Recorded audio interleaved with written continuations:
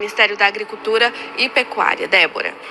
Obrigada, então, pelas atualizações, minha querida. Qualquer novidade sobre o Plano Safra, volta a chamar a gente por aqui, porque todas as atenções estarão voltadas para isso e a gente vai continuar repercutindo essa expectativa que a gente tinha aqui para o Plano Safra, né, agora desse ano, ou seja, Plano Safra de 2025 e 2026, lançado nessa terça-feira, o Plano Safra agora empresarial. Para isso eu chamo o CEO da WFlow Agro, Pedro Basso, que já está aqui comigo. Pedro, muito bom dia para você. Antes de mais nada, bem-vindo aqui à nossa programação, Pedro. E eu já engato a pergunta aqui contigo. Eu quero lembrar aqui para a nossa audiência, para quem está nos acompanhando, que em abril desse ano a gente tinha a Confederação Nacional do Agronegócio enviando já um projeto, né, ou seja, toda uma programação, uma sugestão para o Plano Safra desse ano, que o setor então pedia 594 bilhões de reais em recursos para o programa. O que o governo acaba então de oficializar é um valor de 516, pouco mais de 516 bilhões e 200 milhões de reais em recursos para o Plano Safra 2025-2026. E Pedro, é um valor abaixo do que o setor esperava. O que é que isso pode representar nesse momento? Primeiro, porque temos taxação de LCA ainda em discussão, juros mais alto, crédito mais caro, porque os juros também sofrem modificação diante de uma taxa mais elevada, ou seja, como que isso afeta, podemos dizer que é um Plano Safra decepcionante para o setor ou não? Como que você avalia, Pedro? Muito bom dia. Bom dia, Débora, e a todos que nos acompanham. Mais uma vez, o governo, como sempre faz, divulga o plano com valores abaixo do que o setor espera e precisa. Então, nem sempre o dinheiro é suficiente. Então, esse ano, o recurso que vai ser disponibilizado para o empresarial de 516, um pouco acima da expectativa que estava ontem em 515, ele deve ajudar, sim, o financiamento dos médios e grandes produtores, mas não é suficiente, não vai resolver o problema. Então, é muito importante que os produtores procurem alternativas para a obtenção de crédito que seja compatível com o custo dele. Obviamente que o crédito no mercado financeiro, no capital financeiro, ele é mais caro, não é subsidiado, mas ele está com mais abundância no mercado. E outro ponto crítico é essa taxação da LCA, que deve entrar em vigor, se for aprovado, a partir de 2026. Isso vai dificultar ainda mais, vai abaixar o investimento em LCAs, consequentemente, os bancos vão ter menos recursos para repassar para os produtores. Pedro, muito se fala, né, do protagonismo da agricultura familiar. Eu quero até voltar um pouquinho no que a gente teve ontem, né, já de anúncio, lembrando, né, para quem está nos assistindo, que a gente sempre tem a divulgação desse Plano Safra, primeiro dividido, né, a agricultura familiar, primeiro anúncio, tem um menor valor proporcionalmente falando, até, e no segundo dia a gente tem o plano empresarial. Só que ao atrelar esse acesso ao crédito, a práticas agrogeológicas, o governo não corre o risco de criar, talvez, barreiras técnicas e talvez também financeiramente mais dificultosa para quem precisa de inclusão produtiva, porque a gente tem a agricultura familiar nesse combate à fome, sendo como uma grande carta na manga do governo, isso que sempre teve isso como uma pauta muito importante, incentivar a agricultura familiar para poder combater a fome, mas também na transição verde, ou seja, existe uma mudança um pouco nessa base do programa em relação a isso. Então, de que maneira isso cria uma barreira técnica nesse momento para essa agricultura familiar?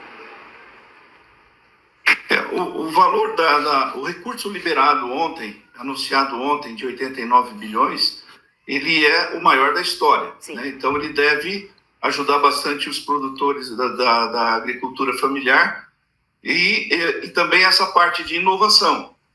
Apesar que o valor que foi destinado para esses tipos de investimento foram menores comparado, porque dos 89 bilhões de recursos liberados, 78,2 vai para incentivar o pequeno agricultor que produz alimentos da cesta básica, que é o programa PRONAF. Então, esse recurso ele vai colaborar, mas precisaríamos ter mais recursos destinados à agricultura regenerativa, à agricultura que vai produzir inovação no campo e reduzir custo e aumentar a produtividade. Então, é um avanço. O setor recebeu bem o anúncio de ontem, porque gostou de ter visto o aumento dos recursos liberados e também a manutenção da taxa de juros, que vai ficar na média 3% para o PRONAF, que dentro se considerar a inflação de 5%, nós estamos tendo uma taxa de juros negativa, 3% de juros da taxa versus os 5% de inflação. Então, isso foi bem recebido pelo setor, mas precisaríamos ter um pouco mais de recurso para as inovações. Ou seja, com esse plano safra que foi agora divulgado, agora falando do plano safra empresarial, ficando abaixo do valor que era esperado pelo setor, a parte de investimento, né, de inovação, fica comprometida, Pedro? Fica comprometida porque eles precisam de muito mais recursos. E aí ele vai ter que procurar o recurso no mercado financeiro. E o importante de considerar também que o recurso e a produção, ela não é suficiente apenas para garantir um bom resultado.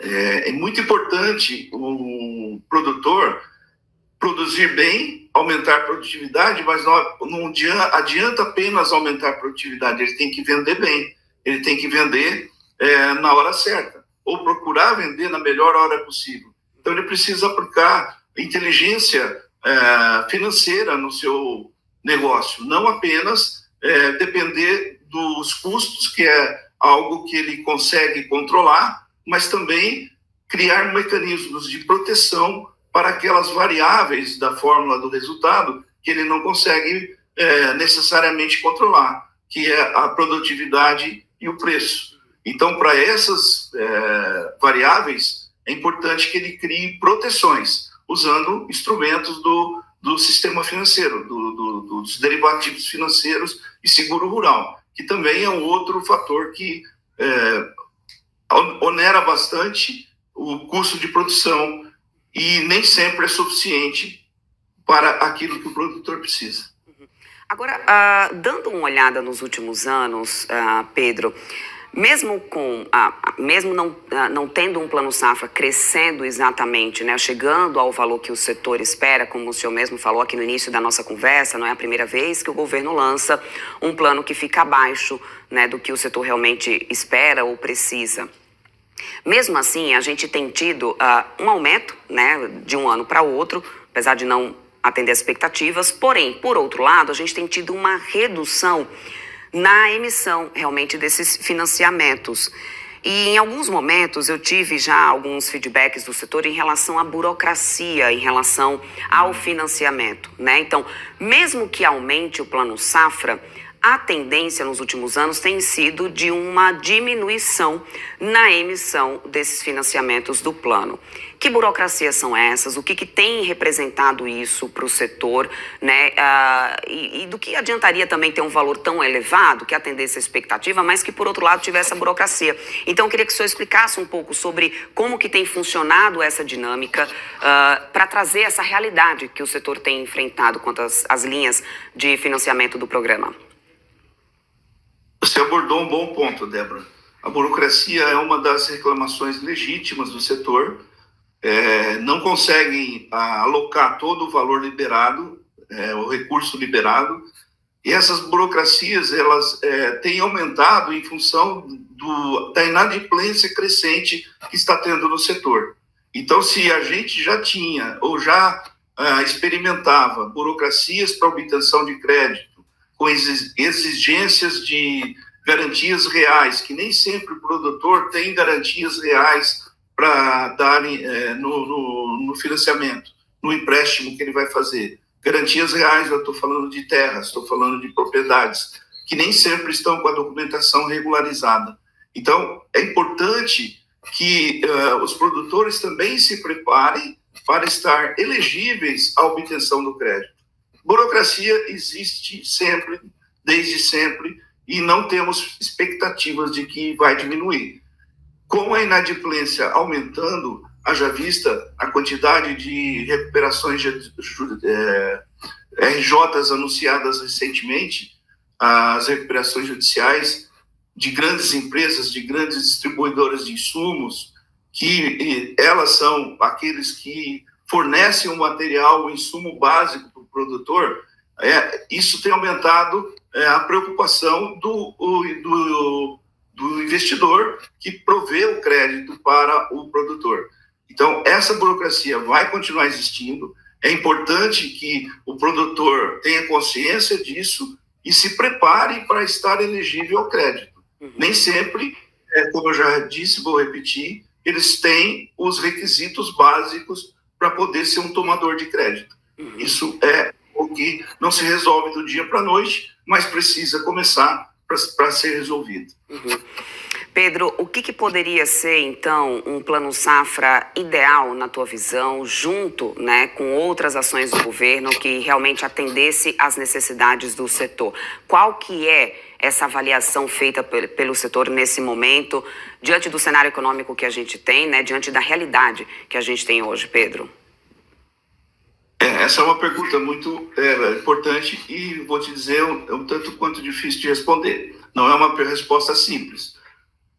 O setor vai sempre pedir mais e mais, mas nós temos que entender as limitações que o governo tem, as imposições e as de técnicas do governo com o orçamento apertado, com a política de controle de gastos, que não é das melhores, mas a parte fiscal implica bastante, mas a expectativa do setor é que ele tivesse um pouco mais de prioridade, que ele fosse um pouco mais ouvido, porque, afinal de contas, o agronegócio é quem praticamente carrega o PIB brasileiro. Você vê, no primeiro semestre desse ano, praticamente o agro teve uma participação de mais de 20%. Então, a expectativa, de novo, é que seja que tenhamos mais atenção, que tenhamos mais prioridade para quem produz, para quem emprega e para quem traz resultados para o Brasil. E também tem a parte da exportação, que é muito significativa. Perfeito, Pedro. Eu quero muito agradecer aqui tua participação conosco. Sempre bem-vindo por aqui. Espero, então, um ótimo dia para você, uma ótima terça-feira. Até uma próxima. Até uma próxima. Obrigado pela oportunidade. Até mais. Tchau, tchau. E olha as